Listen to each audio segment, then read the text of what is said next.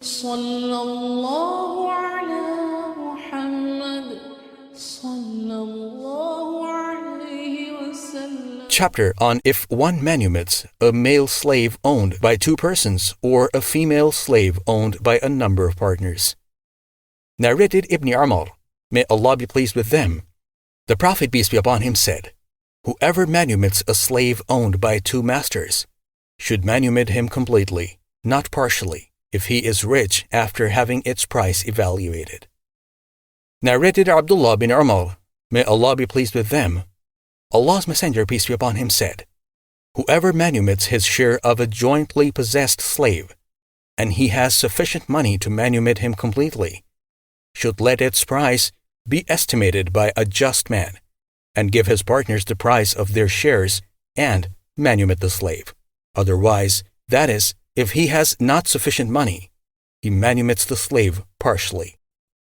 Narrated Ibn Umar, may Allah be pleased with them, Allah's Messenger, peace be upon him, said, "Whoever manumits his share of a jointly possessed slave, then it is essential for him to get that slave manumitted completely, as long as he has the money to do so.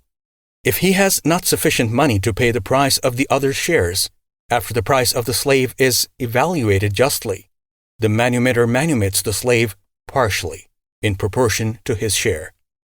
Narrated Ibn Umar, may Allah be pleased with them, the Prophet, peace be upon him, said, "He who manumits his share and his money sufficient to free the remaining portion of that slave's price, justly estimated, then he should manumit him by giving the rest of his price to the other co-owners." Nafi' added, "Otherwise, the slave is partially free." Ayub is not sure whether the last statement was said by Nafi' or it was a part of the Hadith. Narrated Ibn Umar, may Allah be pleased with them, that he used to give his verdict regarding the male or female slaves owned by more than one master, one of whom may manumit his share of the slave.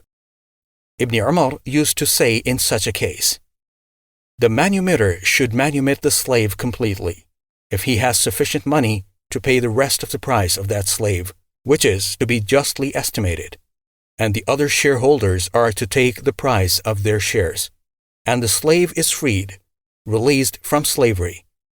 Ibn Umar narrated this verdict from the Prophet, peace be upon him.